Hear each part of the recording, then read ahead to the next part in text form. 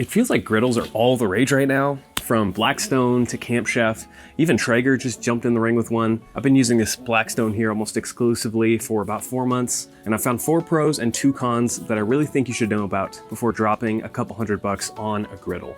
Back when I was like 12 years old, I made one of these pros and cons videos about my Traeger, which ended up getting over 300,000 views. Thank you, God bless. We're going for round 2 with this one. Okay, starting with our first pro for the Blackstone.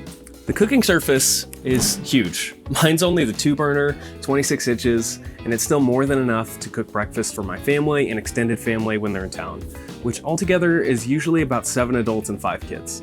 And I've made it work for more people than that as well. My buddy has the 4-burner, which is a 36-inch cooktop, and it's just comically large. Their website says you can do, I think, 126 hot dogs on that thing, so if for any reason you ever need that. They do make a tabletop 17-inch version and a 22-inch camping-ready griddle, so just think about how many people you're going to be cooking for before buying. Okay, pro number 2, the versatility is great.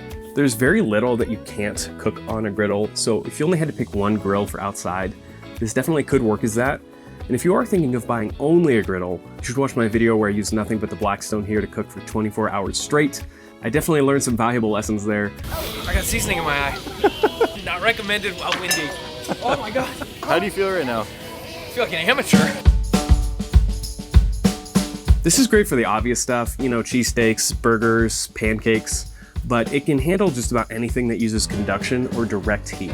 So that means searing steaks, fried rice, teriyaki chicken, fajitas, anything that looks good with a little char on the outside.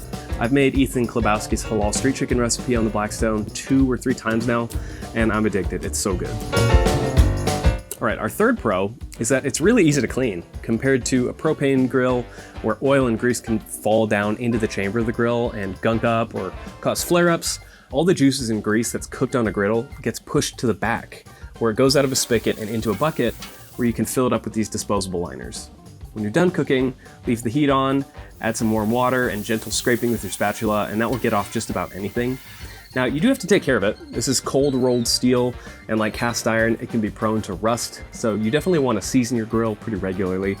But that process is also really easy, and over time, it will create a non-stick surface that adds flavor to your food. That's one reason that some of those kind of dirty hole-in-the-wall diners have some of the best food. I mean, yes, they add butter to like everything, but their blacktops have years of seasoning locked into the steel. If you want to learn how to season your grill correctly, also check out that video that I talked about earlier. Click here or in the link down below. And finally, the flavor is just great. Having direct heat contact with every square inch of your food is hard to get anywhere else. Pancakes have that golden ring all the way around. Burgers get fully caramelized on the outside, which I talk in depth about in my Smash Burger Secrets video. So whenever I have the opportunity to use a griddle, I take it. You really can't get this kind of flavor anywhere else. Okay, now just 2 cons that you should know about. I wouldn't say these are deal breakers for me, but they are annoying. So if you're deciding between a griddle and something else, and it's getting really hard to choose, these are the kind of small things and details that may affect that kind of a purchase.